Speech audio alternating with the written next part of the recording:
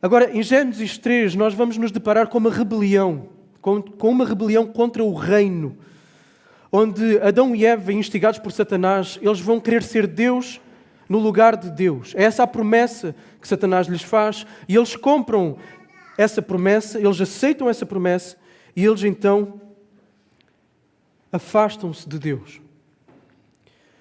E, no entanto, nesse mesmo capítulo, onde nós temos uma rebelião contra o reino de Deus, onde nós temos uma insurgência contra o domínio, contra o governo de Deus, nós encontramos nesse mesmo capítulo, no capítulo 3 de Gênesis, uma resolução da parte de Deus, uma resolução graciosa, em que Deus vai prometer a Adão e Eva que o descendente deles esmagaria a cabeça da serpente. Ou seja, esmagaria o poder de Satanás e todas as consequências que Satanás trouxe para o mundo. O pecado, a morte. Então viria um descendente, viria um homem que seria ferido no seu calcanhar, mas que destruiria o poder de Satanás, do pecado e da morte. E assim o reino de Deus seria restaurado, e isto é extremamente importante. O reino de Deus seria novamente colocado de pé. E a restauração desse reino iria incluir todas as nações da terra, conforme prometido depois a uma outra personagem que surge mais tarde no livro de Gênesis, e nós falámos sobre ele, Abraão, no capítulo 12. Deus vai chamar Abraão e Deus vai lhe fazer uma promessa. Deus diz a Abraão: eu farei de ti pai de multidões. E Deus promete que através de Abraão e através da descendência de Abraão, todas as famílias da terra serão abençoadas. Então Deus afunila na pessoa de Abraão e na descendência de Abraão esta promessa de um descendente que vem para destruir o poder do pecado e para restaurar o reino de Deus. E o povo que Deus usaria seria a nação de Israel, porque um dos descendentes de Abraão será Jacó. A certo momento Deus vai mudar o nome de Jacó para Israel, quando no fundo acontece o momento da conversão de Jacó. Muda o nome para Israel, repete as mesmas promessas que foram feitas a Abraão, que foram feitas a Isaac, repete-as a Israel. E então Deus levantaria uma nação a quem também é prometida não só uma descendência, mas também é prometida uma terra onde essa descendência passaria a habitar, a terra de Canaã. E nós terminamos o livro de Gênesis, para aqueles que acompanharam a nossa série, nós terminamos o livro de Gênesis na expectativa das cenas que viriam nos próximos capítulos, nos próximos episódios. Ou seja, foi feita uma aliança com um povo, e o povo teve que se mudar para o Egito. E a partir dessa mudança para o Egito, nós podemos pensar que todas essas promessas que foram feitas relativamente à terra e tudo o que está atrelado a essa promessa na terra, podia estar colocado em risco. Porque o povo podia não voltar do Egito. No entanto, José, antes de morrer, pede aos seus irmãos, pede aos israelitas que quando eles voltam, ou seja, José tem a percepção de que vão voltar, ele crê nas promessas de Deus, quando eles voltarem, que carreguem o seu corpo, o seu cadáver, para ser sepultado ali novamente na terra de Canaã. Então, Gênesis termina no ar, termina com uma expectativa do que acontecerá a seguir. E o que nós vemos no livro do Êxodo, é o livro seguinte, aquilo que nós vemos é exatamente Deus a agir, nomeadamente por meio de uma pessoa, Moisés, para libertar o povo do Egito, para ir em direção à terra de Canaã. Só que o livro de Êxodo não termina com a entrada na terra de Canaã. Então fica mais uma vez o suspense, porque eles vão para o deserto, vão fazer uma travessia no deserto. Será que eles vão conseguir chegar à terra prometida? E eu poderia passar livro após livro e descrever como cada livro deixa no ar suspense, como cada livro deixa no ar esta expectativa, este anseio do cumprimento das promessas de Deus. Cada livro do Antigo Testamento deixa no ar um anseio, uma expectativa, algo que se venha a cumprir. Todo o Antigo Testamento vive nessa expectativa do cumprimento das promessas de Deus. Nomeadamente, principalmente, acima de tudo, a da vinda do descendente da mulher, o Messias.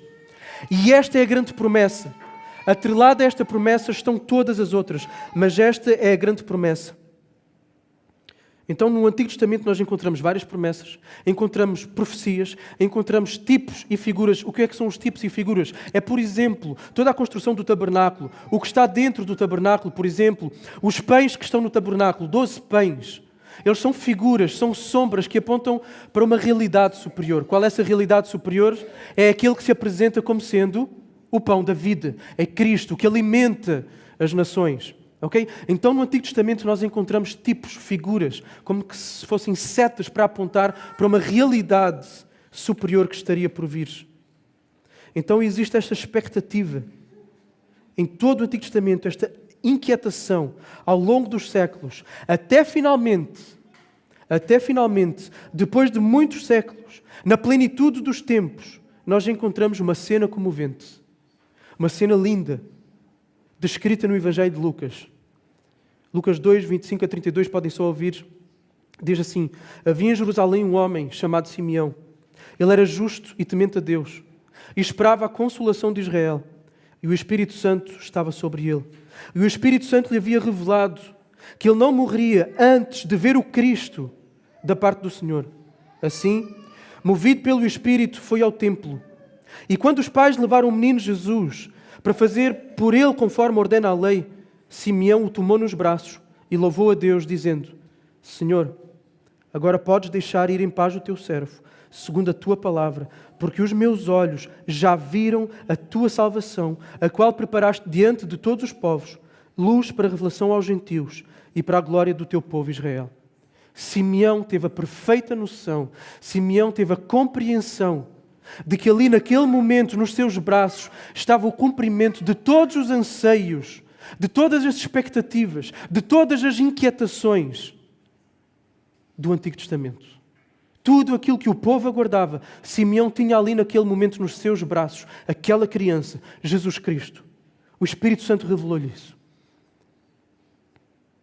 O descendente esperado desta mulher era Jesus.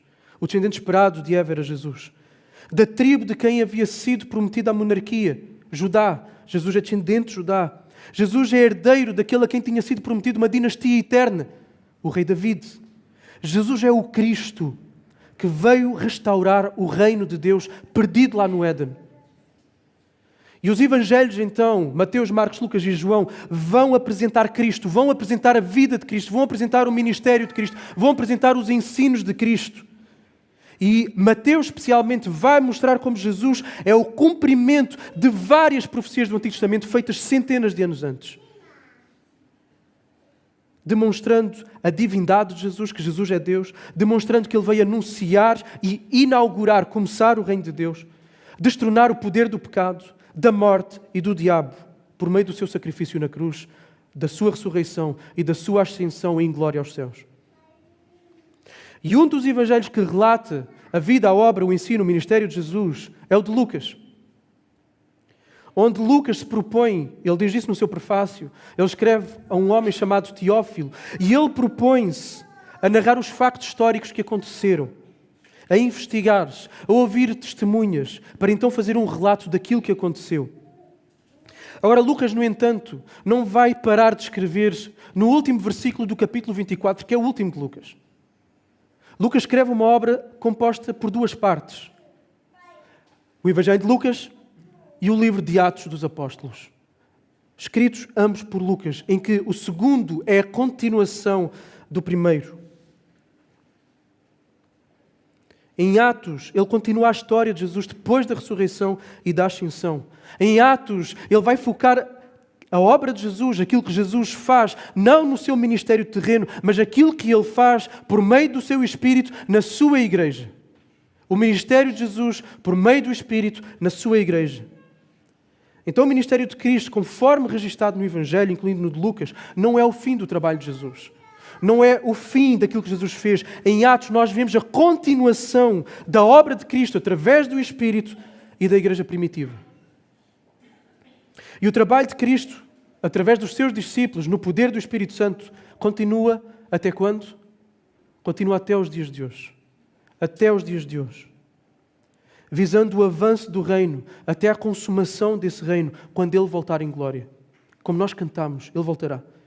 Até esse dia glorioso, a Igreja continua a precisar de responder afirmativamente à missão que lhe foi entregue pelo Rei dos Reis. A missão de anunciar a salvação que há nele.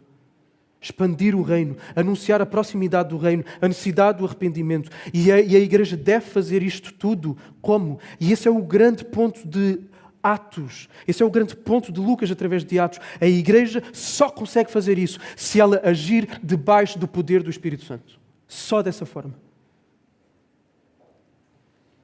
Então, no livro de Atos, aquilo que nós encontramos, isto é importante, eu estou a dar contexto. Da mesma forma que dei quando entramos em Gênesis, eu estou a dar contexto, para que depois possamos ligar os pontos todos, encontrar um fio condutor da nossa narrativa.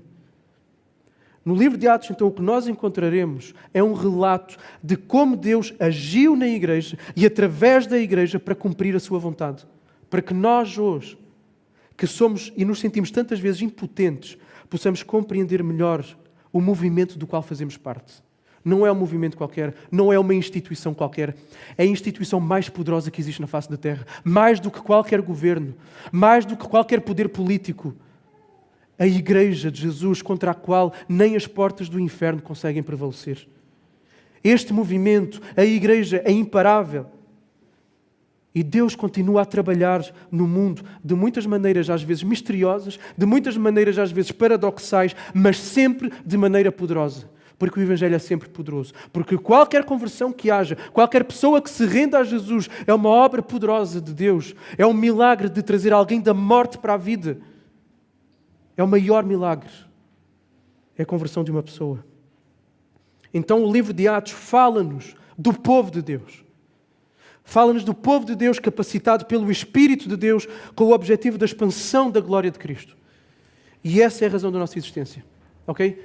Essa é a razão da existência de cada um de nós. Individualmente, da tua existência, da nossa existência como igreja. Como igreja, nós não somos um clube social, nós não somos um grupo de ativismo social ou político, nós não somos um grupo de entretenimento para nos alegrarmos uns aos outros, nós somos a igreja do Deus vivo, chamada a refletir o reino de Deus e a expandir o reino de Deus. No poder do Espírito. E falharmos essa missão de fazermos discípulos é nós falharmos o propósito da nossa existência. E se falhamos o propósito da nossa existência, então nós não devemos nos admirar como tantas vezes vivemos a nossa vida em fraqueza, em tristeza, desesperançados, sem propósito, porque não estamos a cumprir aquilo para o qual nós fomos feitos. A glória a Deus, ter prazer, satisfação em Deus. E nós temos prazer e satisfação em Deus na medida em que nós obedecemos a Deus. Vamos entender mais do propósito de Lucas com a redação deste livro na medida que avançarmos nestes nossos versículos de hoje, que serve como um preâmbulo, que serve como uma abertura. Então vamos lá, Atos capítulo 1, versículo 1. E a nossa passagem até o 11.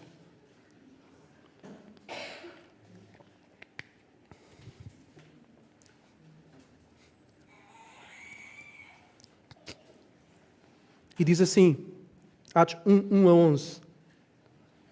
Fiz o primeiro relato ao Teófilo, acerca de tudo o que Jesus começou a fazer e a ensinar, até ao dia que foi elevado ao céu, após ter dado orientações pelo Espírito Santo aos apóstolos que escolhera. Depois de ter sofrido, apresentou-se vivo também a eles, com muitas provas incontestáveis, aparecendo-lhes por 40 dias e falando das coisas referentes ao reino de Deus. Enquanto participava de uma refeição com eles, ordenou-lhes que não se ausentassem de Jerusalém, mas que esperassem a promessa do Pai, a qual, disse ele, de mim ouvistes. Porque, na verdade, João batizou com água, mas vós sereis batizados com o Espírito Santo dentro de poucos dias. E os que se haviam reunido perguntaram-lhe, Senhor, é este o tempo em que restaurarás o reino para Israel?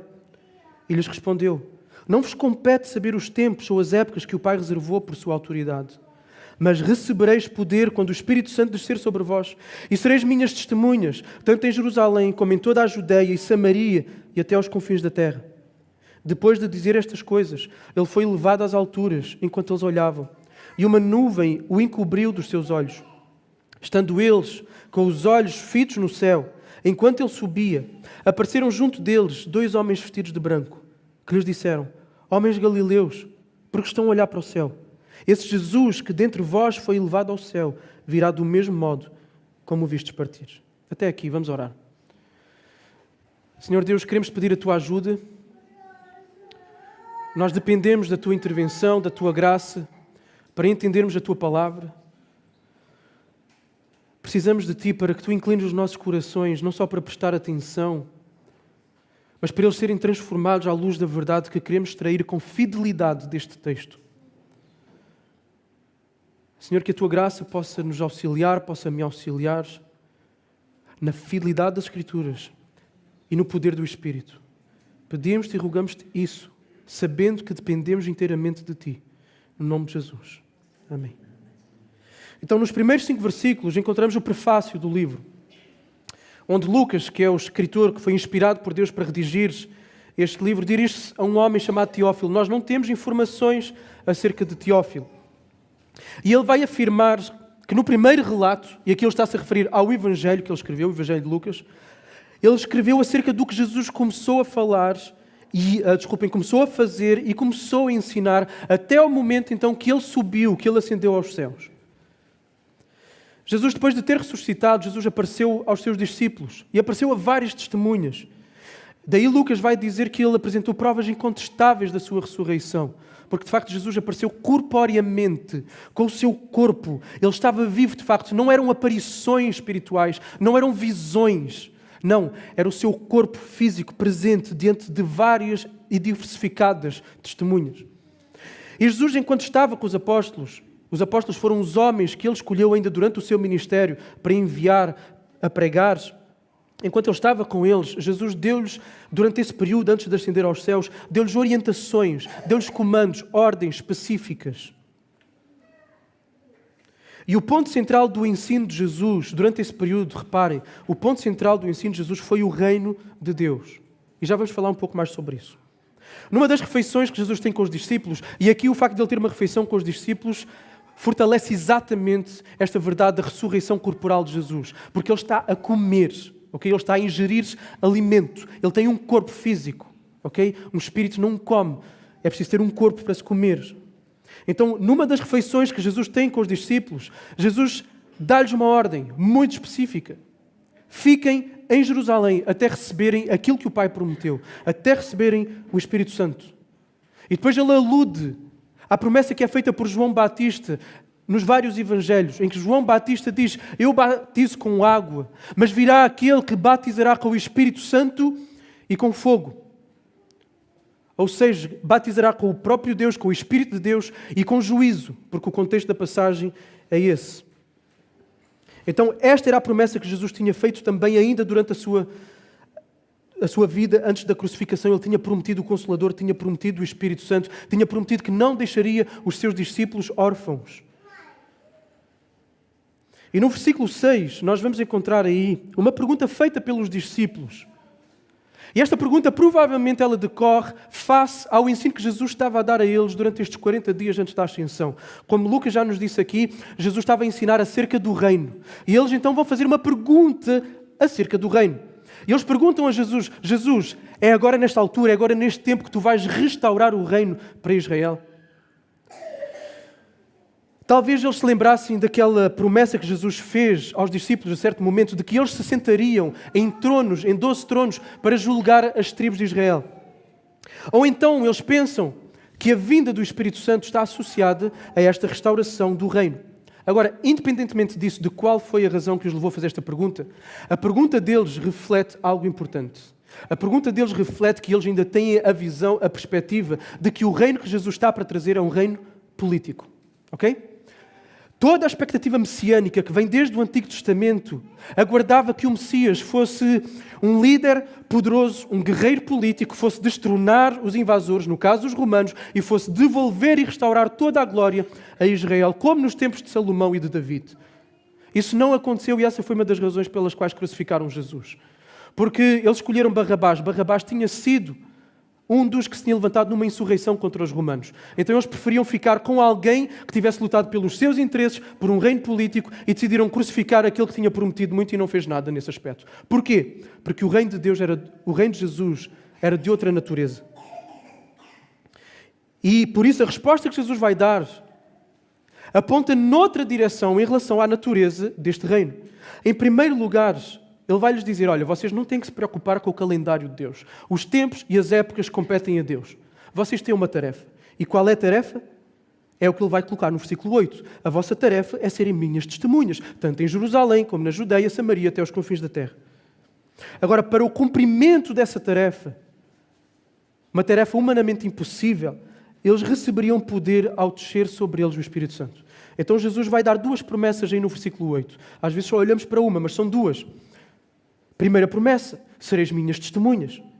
Eles eram testemunhas vivas do ministério terreno de Jesus. Eles viram com os seus olhos aquilo que Jesus fez. Eles ouviram com os seus ouvidos físicos as palavras de Jesus.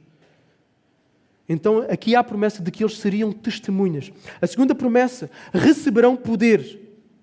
Era por isto que eles deviam ficar em Jerusalém. Para receber este poder, o cumprimento da promessa de Deus quanto à dádiva do Espírito Santo tinha como objetivo principal o quê? O objetivo principal é este que encontramos no versículo 8. Falar de Cristo. Porque o Espírito Santo não fala dele próprio, o Espírito de Deus fala de Cristo. João fala isto no seu Evangelho. Então, o Espírito Santo viria em poder para capacitá-los. E eles então deviam de aguardar. Eles não se deviam meter já na missão. Eles deviam se aguardar até receber o poder do Espírito. Para expandir.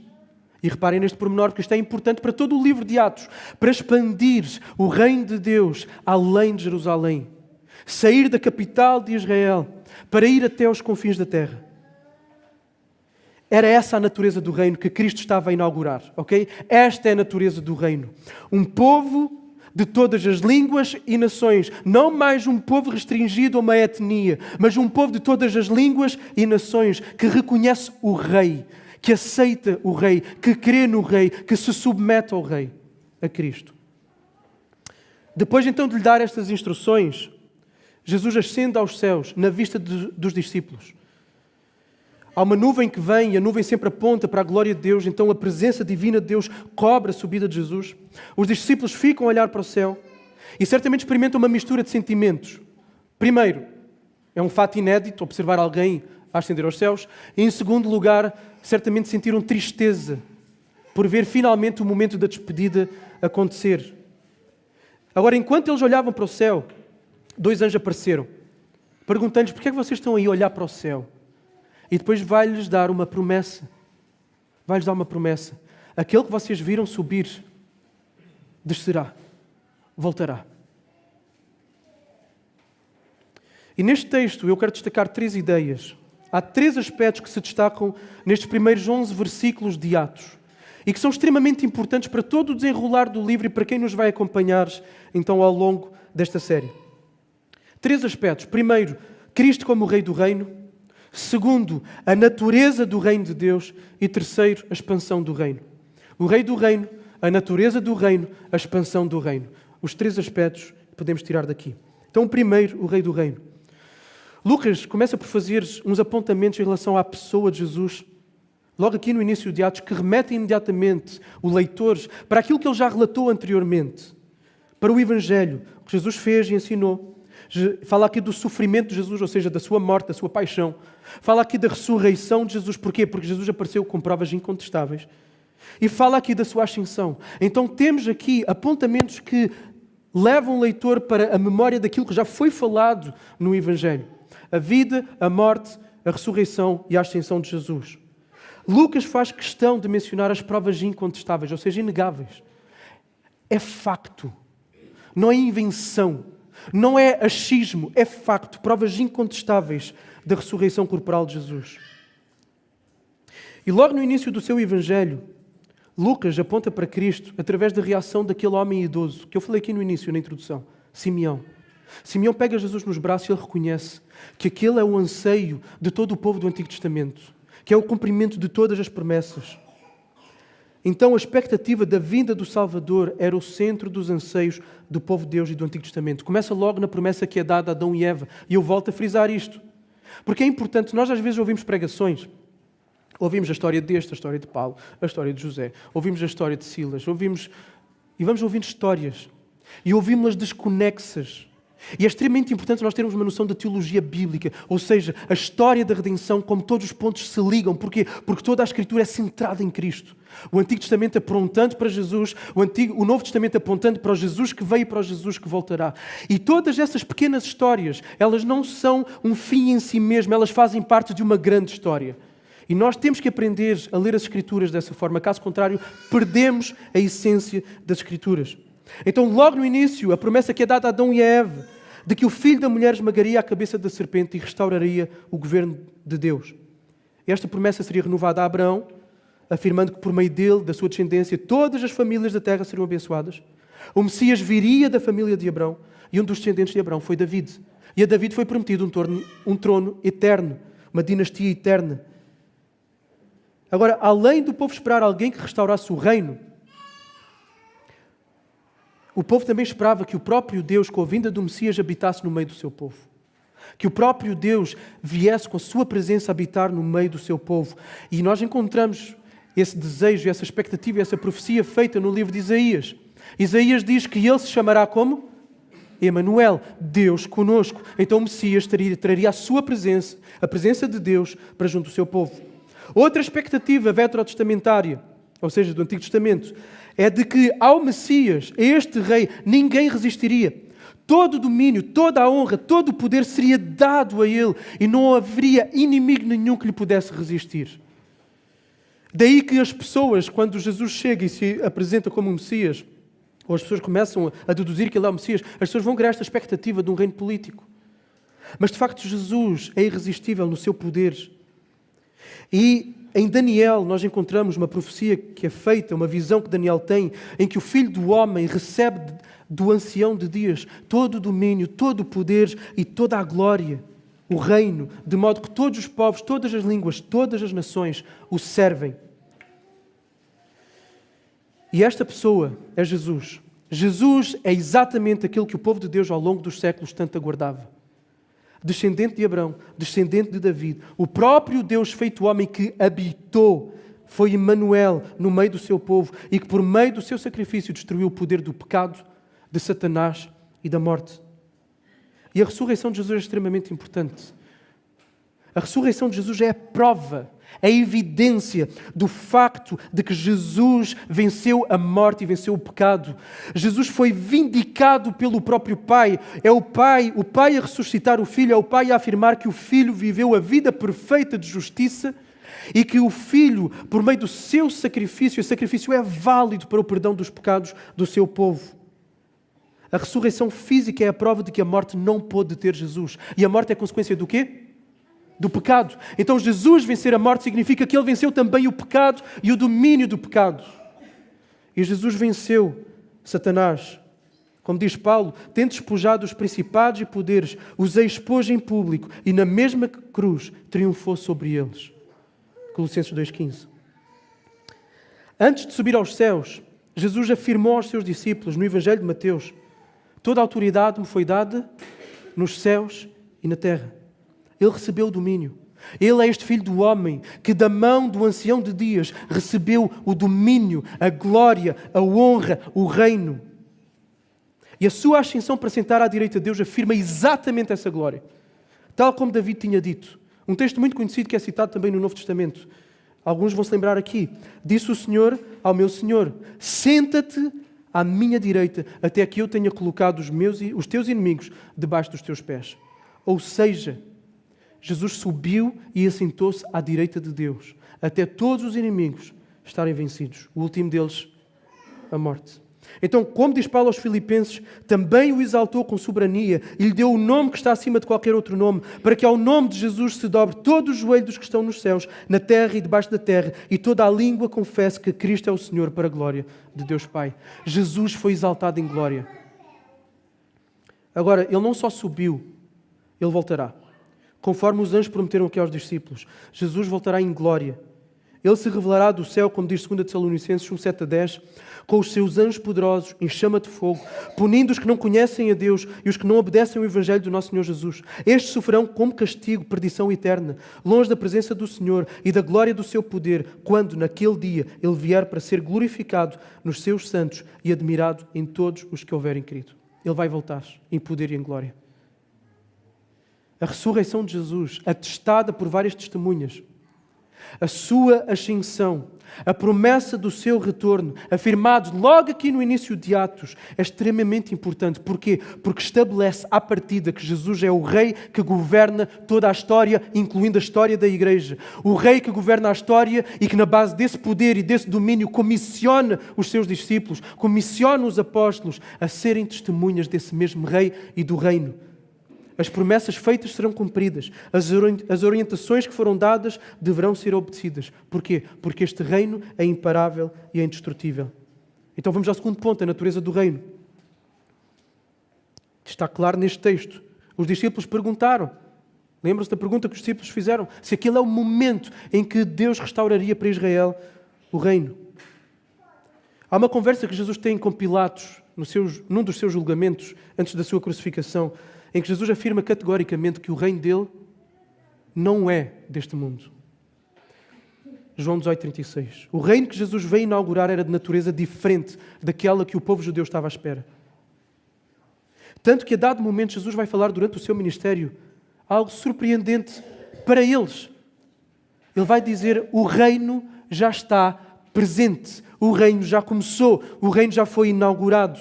Ele diz assim em Mateus 12, 28 a 29: se é pelo Espírito de Deus que eu expulso demónios, então o reino de Deus chegou a vós. Como é que pode alguém entrar na casa do valente e roubar-lhe os bens, sem que primeiro o amarre, só depois lhe saqueará a casa? O que é que Jesus está aqui a afirmar? O reino já começou, o reino foi inaugurado. Caso contrário, ele não poderia expulsar demónios. Caso contrário, ele não teria poder sobre Satanás. Então Jesus veio e Jesus amarrou Satanás. Satanás está amarrado, Satanás está limitado no seu poder. O reino de Deus inaugurou, começou. A dado momento, os fariseus perguntaram a Jesus também: quando é que viria o reino de Deus? E Jesus respondeu assim, em Mateus 17, 20 e 21. Não veio o reino de Deus com visível aparência. Nem dirão: olha, eis aqui, ou está ali. Porque o reino de Deus está dentro de vós. Ou seja, Jesus reina, o reino de Jesus já começou. Começou enquanto Ele esteve aqui na terra. E o reino de Cristo é sobre o povo de Deus. É sobre todos aqueles que nele creem. O reino de Cristo é sobre a igreja o reino de Cristo. E esse é um dos propósitos principais de Lucas com o livro de Atos. Mostrar que a igreja de Cristo incorpora todas as promessas, todas as esperanças de Israel no Antigo Testamento. A culminação é a igreja. A igreja não é o plano B. A igreja é o povo de Deus. Lucas mostra o porquê de tantos judeus não terem recebido o Messias, que supostamente tanto o aguardavam. O porquê de não o terem reconhecido como rei. Lucas vai mostrar isso. Várias vezes o Evangelho é pregado aos judeus. Vamos ver isso ao longo do livro de Atos. E vai sempre haver uma resposta dividida. Alguns vão aceitar, outros vão rejeitar. O ministério de Jesus foi assim também. Alguns judeus aceitaram, outros judeus rejeitaram. E então o livro de Atos vai mostrar que o tropeço dos judeus resultou na oferta da salvação aos gentios, aos não-judeus. Porque Jesus veio para os que eram seus, mas os seus não receberam. Então o propósito de Lucas com Atos é mostrar como os judeus e os gentios, prestem muita atenção, afirmação teológica importantíssima, os judeus e os gentios que creem em Jesus é que são o verdadeiro Israel de Deus. É que são o verdadeiro povo de Deus. A resposta de fé àquilo que Deus faz por meio de Jesus é aquilo que caracteriza o povo de Deus. Não é uma etnia, não é sangue, não é descendência genealógica de um judeu. É a fé, seja ele judeu, seja brasileiro, seja português, seja angolano, seja chinês. Esse é o povo de Deus, esse é o Israel de Deus, essa é a igreja. No entanto, Lucas não apresenta o povo de judeu na totalidade a rejeitar Cristo. O Evangelho é acolhido por muitos judeus. Na verdade, esse acolhimento por meio de judeus, esse acolhimento é essencial para o cumprimento de uma profecia. Que profecia? Um mandamento que tinha sido dado a Israel. Uma missão que tinha sido dada a Israel. Israel devia ser luz para os gentios, luz para as nações.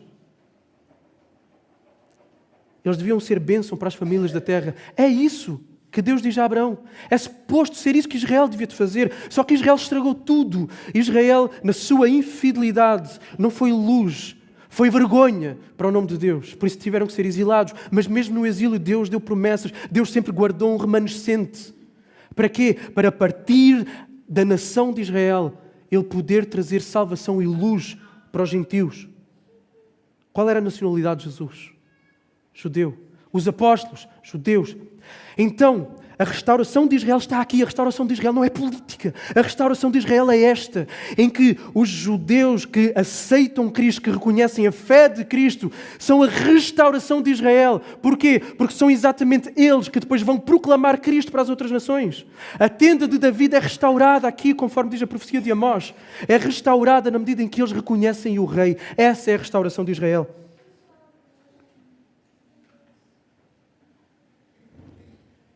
E nós vemos vários judeus. A restauração de Israel consiste exatamente no acolhimento da fé cristã. E isso acontece em Pentecostes. Judeus, tanto de Israel quanto judeus da dispersão.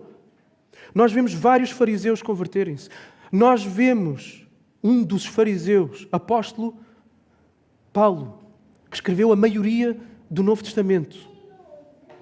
E é exatamente o apóstolo Paulo que é chamado de uma forma mais concreta e específica. Os outros também iam, mas o apóstolo Paulo, de uma forma mais concreta e abrangente, ele ia para os gentios. Tanto que, como é que vai terminar o livro de Atos? Em Roma. Com Paulo a pregar o Evangelho em Roma. O livro de Atos começa, e vejam isto, este é o grande fio condutor do livro de Atos. O livro de Atos começa com Cristo a pregar acerca do reino para os seus discípulos naqueles 40 dias. Ele fala do reino. E o livro de Atos vai terminar, o último versículo, em Atos 28, 31, com Paulo a pregar do reino. Com o reino a ser afirmado, com o reino. Então começa com o reino, termina com o reino, porque tem a ver com o reino. Um reino que não é só em Jerusalém, mas um reino que é para todas as nações, que se desloca até aos confins da terra, no caso, ao império que abarcava todo o mundo conhecido daquela altura. Então, o reino de Deus, a igreja de Cristo, é o povo de Deus. O povo de Deus é um só. As promessas a Israel no Antigo Testamento foram cumpridas. Cristo reina sobre todos aqueles que nele creem. Esta é a verdadeira descendência de Abraão. É ou não é aquilo que nós encontramos nas epístolas de Romanos e de Gálatas? Paulo fala que os verdadeiros descendentes de Abraão são aqueles que foram justificados pela fé e que Abraão é o pai dos crentes. Esta é a natureza do reino de Cristo, é um reino espiritual.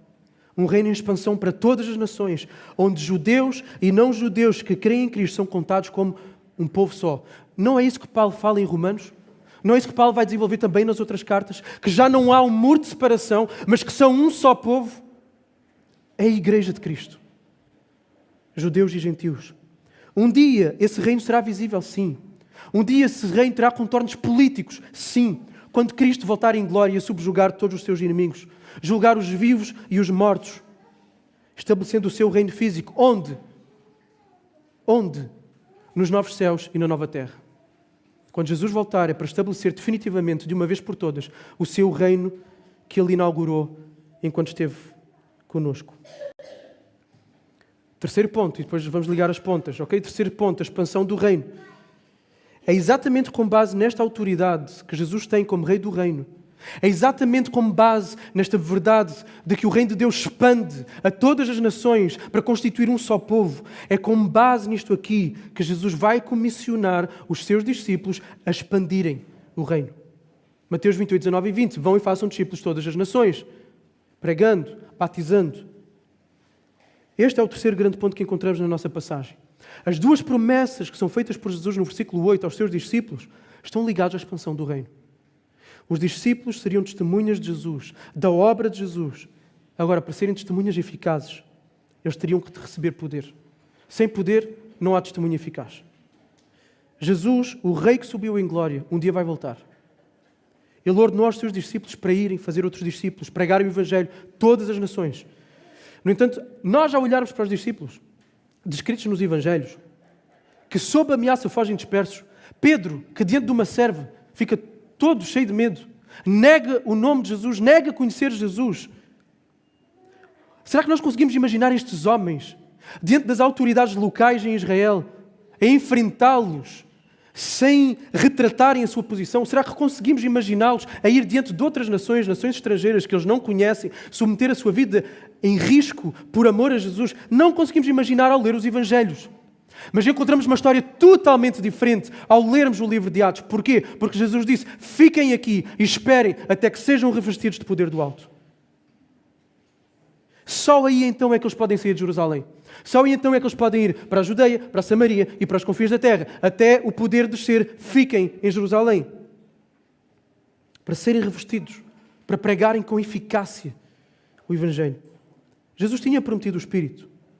O Espírito seria enviado por Ele e pelo Pai. O Espírito procede do Pai e procede do Filho, como nós encontramos nas confissões de fé antigas. E a missão principal do Espírito seria exatamente qual? O Espírito Santo não fala de si mesmo, ok? Como diz Jesus, o Espírito Santo fala do Filho, fala do Cristo. Convence as pessoas do pecado, da justiça e do juízo, para que aceitem, recebam Cristo. É exatamente isso que os discípulos são chamados a fazer. Só que os discípulos são chamados a serem testemunhas. Só que se não tiverem aquilo que de facto tem o poder de regenerar o coração, que tem o poder de convencer a pessoa, que dá a fé, que dá o arrependimento, a pregação deles seria totalmente vã. Inútil. Seria como falar para uma parede, sai daqui, não sai. Seria como falar para um morto, para um cadáver, levanta-te, não levanta. É o Espírito Santo que dá a fé, é o Espírito Santo que dá o arrependimento, é o Espírito Santo que graciosamente sopra vida para que a pessoa tenha condições de então render-se a Cristo. Primeiro o Espírito. Mas sem a sopração do Espírito de Cristo, o trabalho deles seria nulo. Se os discípulos fossem fazer aquilo que Jesus mandou logo, ia ser um desastre completo. Um desastre absoluto. Nós não estaríamos aqui hoje. Os discípulos primeiro teriam de receber o revestimento da pessoa do Espírito. Agora, será que isto significa que eles não tinham o Espírito Santo? E eu sei que esta pode ser uma confusão e pode ser uma dúvida que paira na cabeça de muitos crentes. Porquê? Porque vem o Espírito Santo em Pentecostes, logo, sinónimo, as pessoas antes não tinham o Espírito Santo. Errado, não é verdade. Jesus disse aos discípulos, antes do Pentecostes, vocês o conhecem, referindo-se ao Espírito, porque Ele habita convosco e Ele estará em vós. Ele habita convosco, uma realidade presente. O Espírito Santo já atuava no Antigo Testamento. Caso contrário, nenhuma pessoa se podia converter. E nós temos que entender isto. Porque ninguém se converte por si mesmo. Porque não é da vontade do homem, nem da vontade do sangue, nem da vontade da carne. Toda a pessoa que nasce de novo porque Deus quis. O vento do Espírito sopra onde queres. É uma ação sobrenatural. É uma ação monergista de iniciativa do próprio Deus. Então, nenhum crente no Antigo Testamento se converteria sem a atuação do Espírito Santo. Porque todas as pessoas nascem mortas em pecado. Tanto que Jesus, quando tem a conversa com Nicodemos, no famoso capítulo 3, onde encontramos João 3,16, ele vai dizer que ele tem que nascer pelo Espírito para poder entrar no reino de Deus e depois pergunta-lhe, tu és mestre em Israel e não entendes isto? Ou seja, era esperado que Nicodemos soubesse que ele teria que nascer do Espírito. Ou seja, que ele teria que ter o Espírito. É natural que ele soubesse isto. Não era nenhuma verdade nova. Os crentes do Antigo Testamento eram habitados pelo Espírito Santo. Números afirma que Caleb tinha o Espírito Santo. Também afirma que o Espírito Santo estava com Josué. Os crentes do Antigo Testamento eram salvos e eram habitados pelo Espírito Santo. O que é o Salmo 139? Para onde me ausentarei da tua presença? O Espírito Santo está sempre com o crente. Então o que é que muda com Pentecostes? Podemos nos perguntar. Porquê é que eles deviam ficar em Jerusalém? Depois da vinda de Cristo e com a descida especial do Espírito sobre o povo de Deus em Pentecostes, é inaugurada uma nova aliança. Okay? Uma nova aliança, a aliança que tinha sido prometida no Antigo Testamento, que foi plenamente revelada, concretizada em Cristo. Então o Espírito Santo, ao vir para fazer o trabalho de anunciar e proclamar Cristo, oferece ao povo de Deus algo que os crentes do Antigo Testamento não tinham. A percepção de quem é Jesus, a união com Cristo, num outro nível. Aquilo que eles experimentavam por sombras, agora a realidade vem em força. Então, há por parte do crente do Novo Testamento uma experiência muito mais plena. Há a clara operação e trabalho do Espírito pelo facto de Jesus já ter vindo e ter feito a sua obra de redenção. Então, nesse sentido, ligado a isso, o Espírito Santo também vem com poder em Atos para um segundo aspecto. Então, para um primeiro aspecto, para o crente entrar num relacionamento mais profundo com Deus. E em segundo lugar, para a missão. O Espírito desce com poder sobre o povo de Deus para levá-lo à missão mundial. Todos os crentes são dotados de poderes e dons. Antigamente eram só os sacerdotes. No entanto, agora é sacerdócio universal. Todo o crente é um sacerdote. Deus, o Espírito Santo, derrama dons a todos. Para quê? Para que possam edificar a igreja e para que, através de igrejas locais, possam alcançar, através do Evangelho, todos os povos e nações. Então, os discípulos, como nós vamos ver neste livro de Atos também, Os discípulos vão ver o Espírito Santo descer sobre eles mais que uma vez. Não é só em Pentecostes, não é só no capítulo 2. Vai acontecer mais. Qual é o objetivo sempre? O objetivo sempre é a proclamação do Evangelho. É a proclamação do Evangelho. Agora, a experiência de Pentecostes é única e é irrepetível. A experiência de Pentecostes é única e é irrepetível num sentido. Qual é o sentido? É que na experiência do Pentecostes são inaugurados aqueles dias que o profeta Joel tinha falado. Quais dias? Os últimos dias. Então os últimos dias já foram inaugurados. Não vai haver uma nova inauguração. Então, nesse sentido, o Pentecostes é irrepetível. No entanto, há algo repetível. E é aqui que nós temos que apanhar o comboio. Há algo repetível. A ideia de que todo o cristão necessita do poder do Espírito para cumprir a vocação e a missão que Deus lhe deu. Ok? O que é repetível é o facto de que nós precisamos do poder do revestimento da capacitação do Espírito para desenvolvermos e fazermos aquilo que Deus pede de nós. Agora, isso não significa que o cristão já não tenha o Espírito. O cristão tem o Espírito Santo logo a partir do novo nascimento. É batizado no Espírito, é selado pelo Espírito. E tem o Espírito de uma forma nova e mais profunda em comparação com os crentes do Antigo Testamento. Só que a Bíblia vai exortar, o apóstolo Paulo vai exortar em Efésios 5,18, ele vai colocar um imperativo em relação ao Espírito Santo e à ação do crente. O que é que o crente tem que fazer? O oposto é embriagar-se com vinho. A outra coisa é fazer o quê? Encher-se com o Espírito. É para crentes que Paulo está a escrever. Portanto, o crente é chamado a se encher com o Espírito Santo. Ele já tem o Espírito? Já. Mas ele é chamado a se encher com o Espírito Santo. Porquê é que haveria um mandamento para cristãos que já são habitação do Espírito, de se encherem do Espírito, se não poderiam ser mais cheios do Espírito? Não faria sentido haver essa exortação, esse mandamento. A habitação no crente, por parte do Espírito Santo, ela é contínua, ela é eterna. O cristão está completo em Cristo, está selado pelo Espírito, é o templo do Espírito. Cristo mora no crente para sempre, no verdadeiro crente, e nada lhe tira isso. Isso se recebe, essa habitação do Espírito recebe-se a partir do momento em que o cristão é unido a Jesus. No entanto, e aqui está algo que nós, os conservadores, que nós, os protestantes, nós, os reformados, deixamos de falar por causa dos exageros, dos erros e até das heresias de outros grupos, de outras comunidades. É que nós, como cristãos, à luz deste mandamento de Paulo, em Efésios, nós somos chamados a desfrutarmos e a apropriarmos do tesouro que está dentro de nós. A aguardar que o Pai dê mais do Espírito, dê mais do desfrutar do Espírito e do seu poder. E Deus, descreve Lucas, Deus é um bom Pai. E o bom Pai dá ao Filho aquilo que o Filho pede. E é neste sentido que Lucas vai escrever. Deus é bom. Se vocês pedirem o Espírito Santo, Deus vos dará. Era isto que os discípulos deviam fazer em Jerusalém. Agora, isto não é normativo no sentido de agora vamos todos nos deslocar para Jerusalém e ficar à espera que o Espírito Santo venha com poder sobre nós. O ponto não é esse. Ok? O ponto não é esse. É pedir poder do alto. É pedir o Espírito. É isso que todo crente, todo cristão que tem noção da sua condição limitada, da sua condição fraca, da sua insuficiência para caminhar a vida cristã, deve fazer, clamar por mais do Espírito de Deus, atuando na sua vida de forma a viver uma vida cristã com fervor. Tantas vezes onde é que anda o nosso fervor? Tantas vezes onde é que anda o nosso deslumbramento pela pessoa de Deus? E John Piper tem esta frase, eu sei que muitos já estão aqui cansados de eu ouvir, que Deus é glorificado em nós quanto mais nós temos prazer nele, satisfação nele, ou seja, este deslumbramento, este encantamento com Deus, com a sua obra, com quem Ele é. E quantas vezes nós passamos ao lado desta vida? E às vezes há cristãos que passam ao lado desta vida a vida inteira. Só têm esse primeiro amor logo no início da sua conversão e nunca mais vivem esta experiência.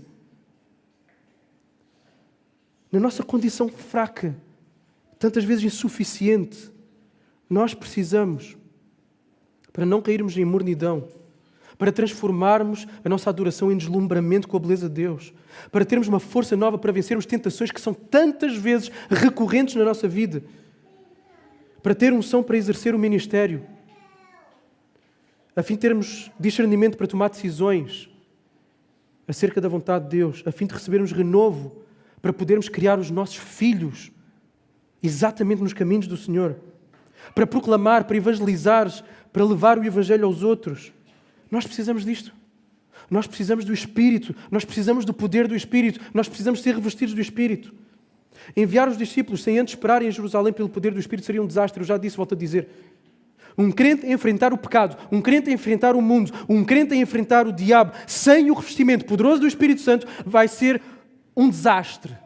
Vai ser um desastre. É um crente apagado, é um crente que vive uma vida cristã na mediocridade, que não desfruta das delícias eternas que há no trono de Deus. E esse crente muitas vezes é o crente que olha para o outro, que está do lado, completamente deslumbrado, completamente entregue, fervoroso, que vive uma vida no poder do Espírito e acha aquilo estranho.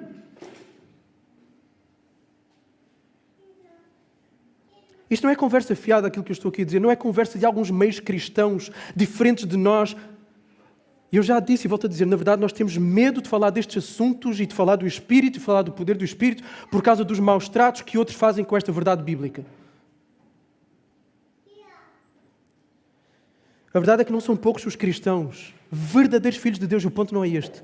São poucos os cristãos, verdadeiros filhos de Deus. Não são poucos os cristãos, desculpem, não são poucos os cristãos que nunca provaram deste poder. Nunca foram revestidos com o poder do Espírito Santo. Não sabem sequer o que isso é. Acham estranho e acham que é coisa de outras igrejas. O ponto aqui não está na questão dos sinais e das maravilhas, na continuidade ou não dos... O ponto não é esse. O ponto não é esse. O ponto aqui é pedir mais poder, mais vida, maior manifestação do Espírito Santo na nossa vida. Agora, para não acharem que é o Joel que eventualmente está aqui para um lado, vamos ouvir Charles Spurgeon. Charles Spurgeon diz assim: não ouvimos há algum tempo alguns irmãos sábios dizerem que nunca devemos orar pedindo do Espírito. Vocês nunca ouviram esta conversa? Não, nós já temos o Espírito Santo, porquê é que vamos orar por mais do Espírito? Então, havia estas pessoas no tempo de Spurgeon, não há nada de novo debaixo do sol. E ele diz assim: eu acho que ouvi dizer muitas vezes, nós já temos o Espírito Santo e, portanto, não devemos orar pedindo por Ele. Se temos vida, devemos orar para que tenhamos mais abundantemente. Se temos perdão no sentido, devemos pedir um sentido mais pleno desse perdão. E se temos o Espírito Santo, para sermos vivificados e salvos, não pedimos por Ele nessa ação, ou seja, de sermos vivificados e de sermos salvos, mas pedimos pelo seu poder para outros fins e por sua graça noutras formas. Não vou agora diante de Deus e digo algo: Senhor, eu sou um pecador morto, vivifica-me pelo Teu Espírito. Porquê? Porque eu confio que eu já sou vivificado pelo Seu Espírito.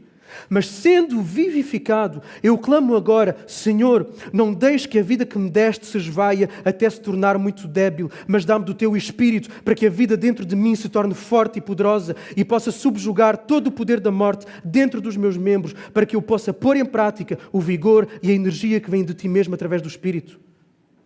Ó vocês que têm o Espírito, vocês são os próprios homens para orar para que possam experimentar mais das suas operações incomparáveis, mais das suas influências graciosas e em toda a santidade benigna da sua habitação possam buscar que ainda mais e mais possam conhecê-lo. Tenham isto como encorajamento. Deus dará o Espírito Santo àqueles que lhe pedirem. Charles Spurgeon. Vamos a outro puritano, agora Jonathan Edwards, um puritano americano. Ele diz assim: as Escrituras não só nos dirigem e encorajam em geral a orar pelo Espírito Santo acima de todas as outras coisas, mas é a vontade expressamente revelada de Deus que a sua igreja esteja muito em oração por aquele glorioso derramamento do Espírito. George Smeaton, teólogo e pregador escocês do século XIX, também do lado dos reformados, que eu estou a mostrar um exército aqui do meu lado, diz assim: não poderia ser proposta uma teoria mais maliciosa, reparem bem, não pode ser proposta uma teoria mais maliciosa e enganadora, nem mais desonrosa para o Espírito Santo, do que o princípio de que, porque o Espírito foi derramado lá em Pentecostes, a Igreja não tem necessidade, nem justificativa, por orar por mais derramamentos do Espírito de Deus. Pelo contrário, quanto mais a Igreja pede o Espírito e espera pelas suas intervenções, mais ela recebe. Tiago disse: vocês não têm porque não pedem. E a última citação que trago aqui agora de Richard Sibbes, um puritano inglês. Ele diz assim: tomem um homem que tenha o fervor do Espírito e tê-lo-ão a desafiar a morte, o mundo, Satanás e todas as tentações. Tomem um homem que é negligente em trabalhar para aumentar o seu fervor e terão um homem fraco. Todo o avivamento na história, ao longo da história tem havido avivamentos. Todo o avivamento ao longo da história é fruto de um derramamento especial e coletivo do Espírito Santo em poder, gerando arrependimento, gerando grande contrição, gerando ousadia para o evangelismo, gerando santificação, gerando ardente desejo pelas Escrituras, gerando uma vida renovada na oração e gerando um zelo missionário. Todo o avivamento termina em missões. Porquê? Porque é isto que nós encontramos em Atos. É isto que nós vemos. O Espírito vem para a missão, para a expansão do reino de Deus. Nós vamos iniciar as obras do aumento da nossa sala finalmente, porque já está apertado. Tenho ouvido queixas todas as semanas quase de que está apertado. Nós vamos começar esta semana pela impermeabilização ali do teto, lá fora, para não chover e não temos que estar sempre a refazer obras. Vamos iniciar as obras para o aumento da sala. Mas não vai ser nunca a nossa eloquência. Não vai ser o facto de nos darmos bem uns com os outros, sermos bons companheiros, nos reunirmos para comer uma boa carne, beber uma boa bebida, rirmos uns com os outros. Não é isso que vai trazer conversões. Não é isso que vai fazer com que aqueles que já são de Deus amem ainda mais a Deus. Não é isso. O que vai fazer isso é o Espírito Santo. Então nós precisamos do Espírito. Precisamos pedir ao Pai que nos dê abundantemente do Espírito, se queremos depois ver esta sala ser pequena outra vez.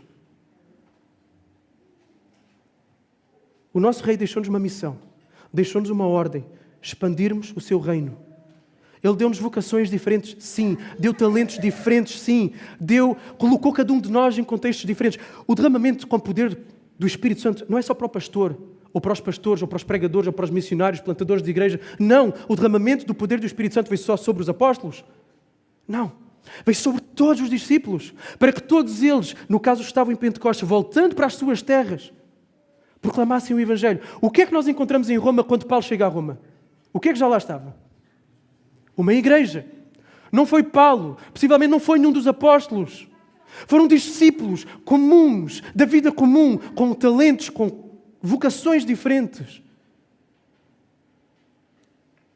E nós precisamos do poder do Espírito para todas as nossas responsabilidades. A verdade é que na esmagadora maioria das vezes, se formos honestos, nós nem nos preocupamos com isso. Qual foi a última vez que nós nos preocupámos em sermos cheios do Espírito? Qual foi a última vez que tu oraste a Deus? Deus, dá-me do teu poder, reveste-me do teu poder.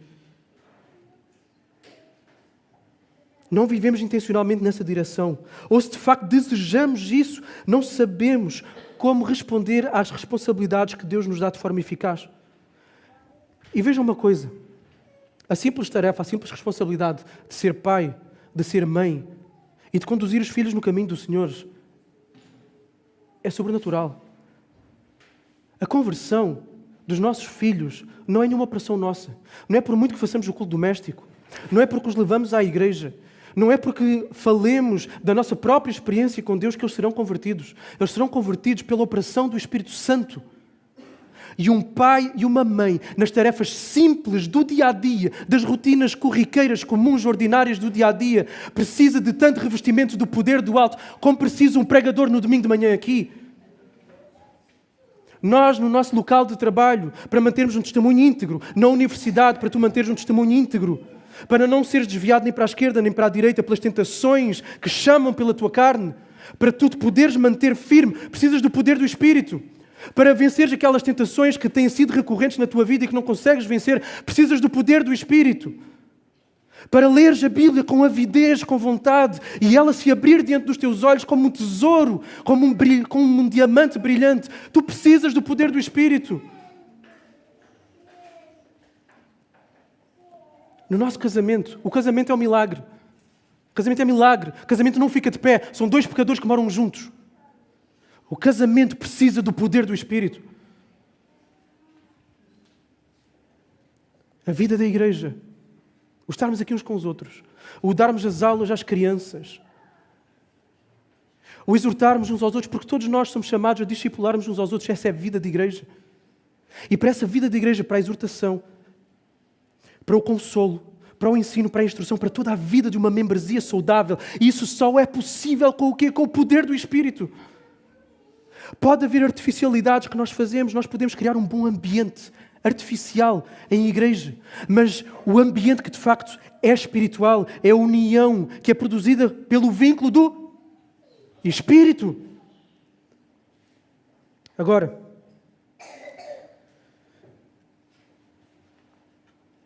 se tu nunca experimentaste este poder, esta unção, esta vida abundante que te faz sair da vida cristã medíocre que tantas vezes vive, não é que não és cristão, mas parece que aquela vida cristã que anda com rodas quadradas não flui, a engrenagem está emperrada. E se a engrenagem está emperrada, o que é que temos que pôr na engrenagem? Óleo. Precisamos do Espírito Santo. Apropria-te. E não... O Espírito Santo já está dentro de ti. E o ponto é este. O Espírito Santo já lá está. Esta vida abundante tem que fluir. Adiciona este assunto de oração nos teus devocionais. Promessa. Pede e o Pai dá. Pede. Agora não peças só um dia. Não peças 2. Não peças 3. Continua a pedir e não cesses de pedir até Deus te dar esta experiência. Até Deus abrir as comportas desta barragem do Espírito Santo. Pede.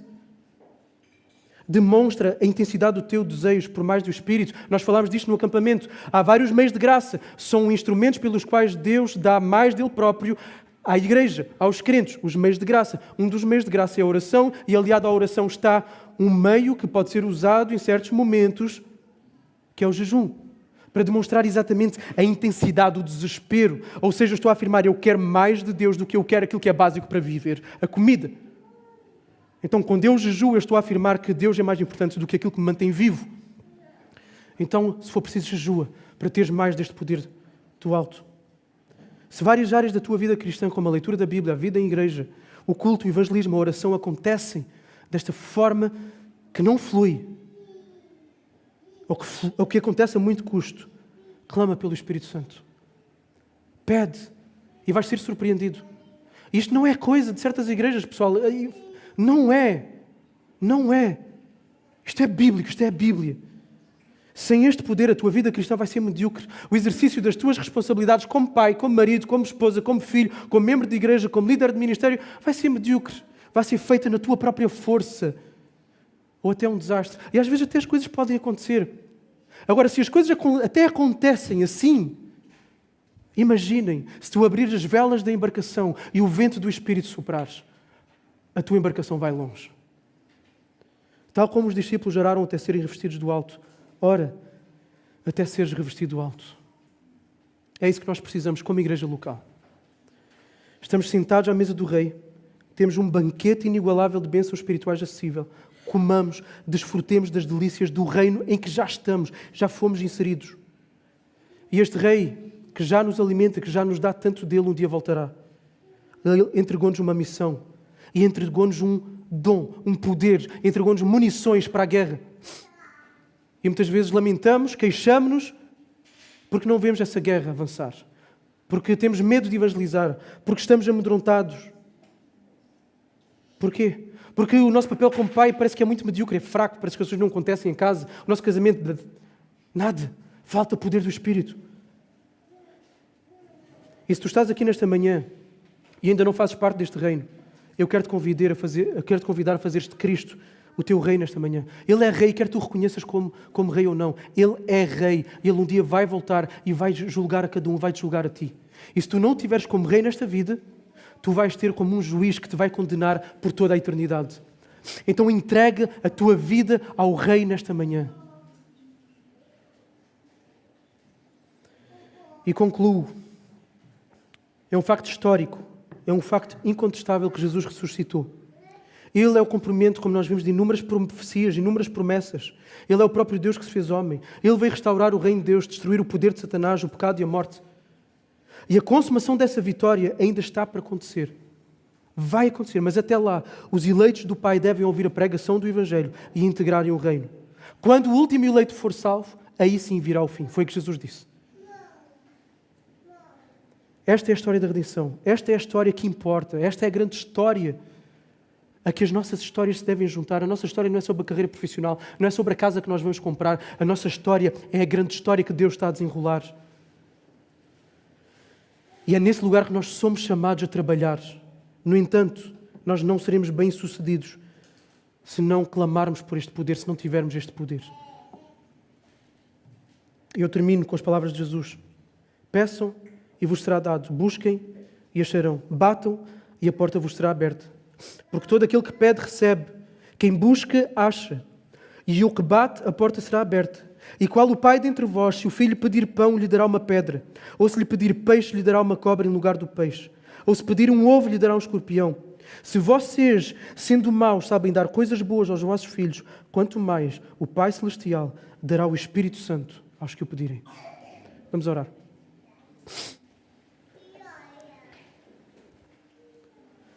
Senhor, nós somos-te gratos pela presença e a habitação do Espírito Santo em nós.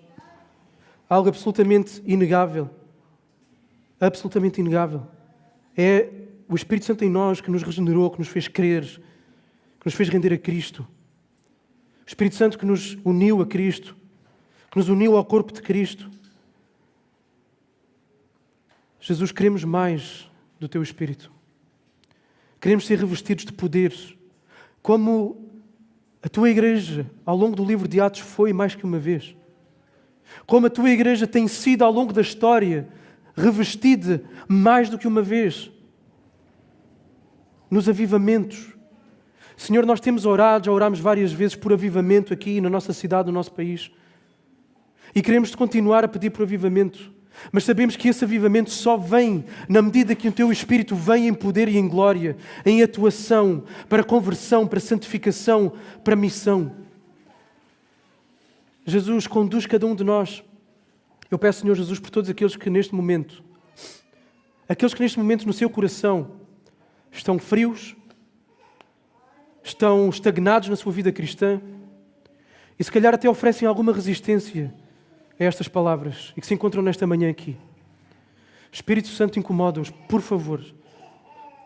Incomoda-os a quererem sair do lugar onde estão e experimentarem estas delícias que há diante do Teu trono, por meio do Teu Espírito. Abre as portas dos céus. Visita a Tua Igreja. Visita as nossas vidas. Incomoda cada um de nós individualmente, aqueles que aqui estão, aqueles que já têm tido esse desejo, continua a lhes dar esse incómodo, aqueles que não têm tido e que têm passado ao lado de uma vida fervorosa de dedicação, de consagração a Ti. Senhor Jesus, incomoda-os para que comecem a orar diariamente por este revestimento de poderes. Jesus, como já falámos, Senhor, nós queremos ser uma igreja que obedece à grande comissão. Queremos plantar outras igrejas, seja perto, seja longe. Queremos alcançar a nossa cidade. Queremos aumentar o nosso espaço para receber mais pessoas. Precisamos do poder do Teu Espírito Santo. Precisamos do poder do Teu Espírito. E nós fazemos isso. Nós preparamos o contexto. Nós trabalhamos as coisas. Nós rogamos-te o Teu Espírito e agora esperamos a Tua atuação. Traz novas conversões. Salva pessoas, Senhor Jesus. Que possamos ver na vida da nossa igreja local acontecer aquilo que tem acontecido não só em Atos, mas ao longo de toda a igreja, ao longo de toda a história da igreja. A Tua operação poderosa por meio de pessoas fracas, insuficientes, mas dependentes de Ti. Pedimos todas estas coisas no nome de Jesus. Amém.